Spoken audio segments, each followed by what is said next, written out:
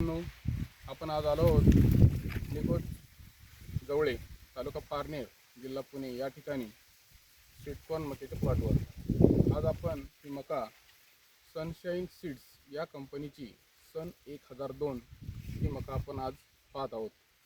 तर आपल्यासोबत आहेत गणेश घुले, निकोट जवळे येथील शेतकरी. नमस्कार दादा. नमस्कार. आपण ह्या वाहनाची लागवड कधी केली होती? मी वाहनाची लागवड 15 सप्टेंबर रोजी केली होती. 15 सप्टेंबर. आणि आज आपला हा वाहन माल तयार झालेला आहे. तर या वाहनाचं वैशिष्ट्य म्हणजे पूर्णपणे कॉप झाकलेलं असतं. त्यानंतर भरीव दाणे आणि भरीव कणीस आपण ओपन आणि क्लोज हे दोन्ही आपण बघू शकता. त्याचबरोबर चारा पण चांगला आलेला आहे आणि मका ही उत्पन्नाला खूप चांगली आहे.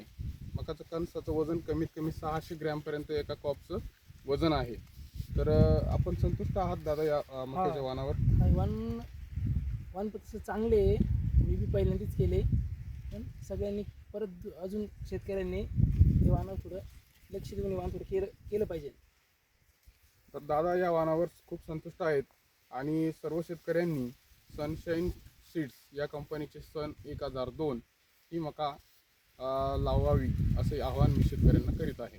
धन्यवाद.